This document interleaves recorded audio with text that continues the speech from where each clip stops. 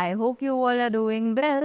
So let's begin with chapter number 3 of English, and the name of the chapter is Solve or Die. So इस chapter का नाम है Solve or Die. जल्दी से इसको पढ़ते हैं और देखते हैं कि क्या स्टोरी हमें बताई गई है. Before that, let's have a look on the intro of this chapter. So Alex was one of the suitors who wanted to marry King's daughter. तो एलेक्स जो है वो एक सूटर था जो कि किंग की डॉटर से शादी करना चाहता था. He was given a puzzle to solve, और उसको एक पजल भी दिया गया था सॉल्व करने के लिए. Let's read to know how he did it. तो जल्दी से इसको पढ़ते हैं और देखते हैं कि कैसे उसने उस पजल को सॉल्व किया. King of Great Andaman Island was seeking for an eligible groom for his beautiful daughter Jessica. कि अंडमान का जो ब्रेक किंग था वो देख रहा था एक एलिजिबल ग्रूम यानी कि एक अच्छे से लड़के के लिए जो कि उसकी बेटी जेसिका से शादी कर सके. He wanted Jessica to have the most intelligent, daring and brave husband who can later on rule the island. और वो चाहता था कि जेसिका को एक बहुत अच्छा आदमी मिले जो कि इंटेलिजेंट भी हो, बहादुर भी हो, ब्रेव भी हो और बाद में वो उस आइलैंड पर रूल भी कर सके. He sent his royal messengers to spread the news on the whole island. उसने अपने मैसेंजर्स को भेज दिया जो कि पूरे आइलैंड पर इस न्यूज़ को फैला सके. All the natives of the island were delighted to hear the news. अब आइलैंड पे जितने भी रहने वाले लोग थे वो सभी एक न्यूज़ को सुनकर बहुत ज़्यादा खुश हो गए थे. They knew that it would be the time of celebrations and merriment ahead. The whole island would be decorated and there would be a feast held for days. अब उन सभी को पता चल गया था कि अब सेलिब्रेशंस यानी कि बधाइयों का टाइम आने वाला है और वो सभी जानते थे कि अब पूरे आइलैंड को डेकोरेट किया जाएगा और बहुत सारे दिनों के लिए यहाँ पर शोर शराबा, स्पेशल लंच और डिनर सब कुछ अवेलेबल होगा. On the pronounced day, all bachelors who believed that they matched the criteria appeared before the king. अब जिस दिन उन्होंने वो अनाउंसमेंट किया था उस दिन पर वो सभी बैचलर्स जो अपने आप को एलिजिबल मान रहे थे, जो किंग की रिक्वायरमेंट्स थी उनके लिए, वो सभी वहाँ पर किंग से मिलने के लिए चले गए. I welcome you gentlemen and support your enthusiasm, said the king addressing the crowd. अब किंग ने सभी को एड्रेस किया, उनके वेलकम किया और बोला कि मैं तुम्हारे एंथुजियाज़म, तुम्हारा जो सपोर्ट है उसकी बहुत दाद देता हूँ. The king continued, as you all know I am looking for a groom for my beautiful daughter Jessica.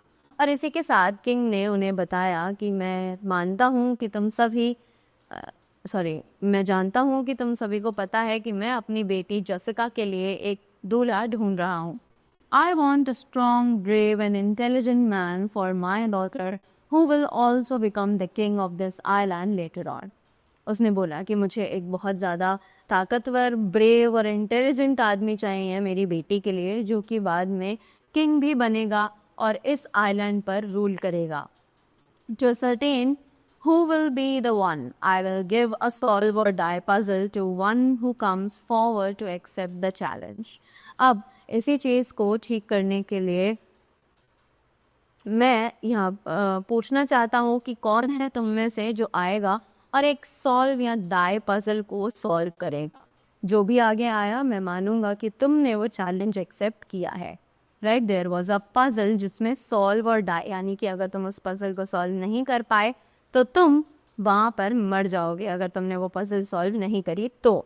The king changed his pitch to a serious tone this time and said further, to get you cautious, I must tell you that if you come ahead and take the puzzle, you will either be able to solve it or else you will die. उन्होंने उनसे बोला कि to get you cautious कि अब मैं तुम्हारा ध्यान यहाँ पर खींचना चाहता हूँ और मैं तुम्हें बताना चाहता हूँ कि अगर तुम आगे आए और तुमने ये पजल लिया या तो तुम्हें इसे सॉल्व करना पड़ेगा या फिर तुम इसके साथ मर जाओगे.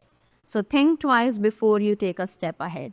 और उसने उसे बोला कि सोच समझ कर ये स्टेप लेना अगर तुम आगे आते हो तो. All men in the crowd were left against कि सभी लोग जो कि भीड़ में थे वो सभी बहुत ज़्यादा शॉक्ड हो गए थे. They were least aware that they will need to put their lives at stake. A murmur spread on the field. उन सभी को बहुत ज़्यादा डर लग रहा था कि वो अपनी लाइफ को एक स्टेक पर यानी कि एक ऐसे पड़ाव पर लाकर छोड़ देंगे जहाँ पर वो या तो जिंदा ही नहीं बच पाएंगे, right. A murmur spread on the, और वो सब ही आपस में कुसकुसाने लगे और बात करने लगे। Most of them became reluctant to give it a try. बहुत सारे लोग ऐसे थे जो कि जिन्होंने मना कर दिया और वो लोग अपने घर वापस चले गए क्योंकि उन्हें ये चीज़ ट्राई नहीं करनी थी।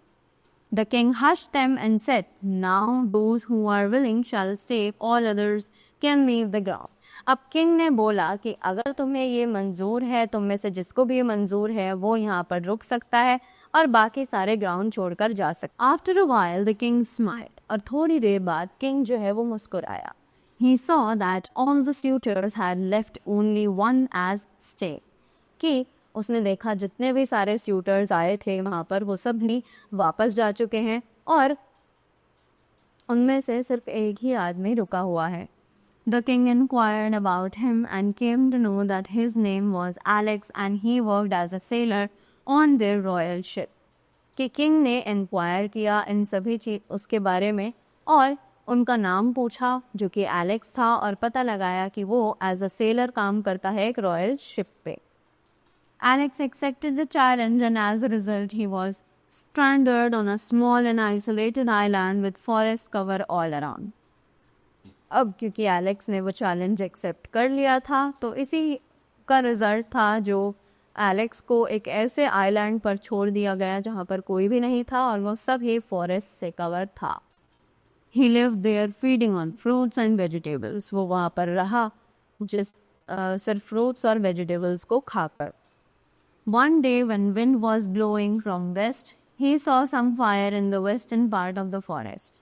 एक दिन जब विंड चल रही थी वेस्ट की तरफ से तो उसने देखा कि वहाँ वेस्टर्न पार्ट में फॉरेस्ट के आग लगी हुई है।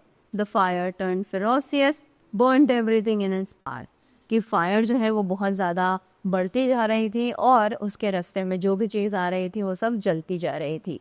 The fire had the potential of ruining the whole island and of course burning in two. उसने ये फील किया कि फायर जो है वो इतनी ज़्यादा तेज़ है कि वो पूरे आइलैंड को तबाह कर सकती है और मुझे भी तबाह कर सकती है। Since the island had hills on its border, he cannot jump off. कि उसे पता था कि आइलैंड के बॉर्डर पर कुछ हिल्स हैं इसीलिए वो आइलैंड पर से कूद भी नहीं सकता है। Alex thought, how could he survive in fire as there was no water to put it out. अब एलेक्स जो है वो सोच रहा था कि वो कैसे इस फायर में सरवाइव करे क्योंकि उसके आसपास जमीन भी पानी नहीं था जिससे वो आग को बुझा सके।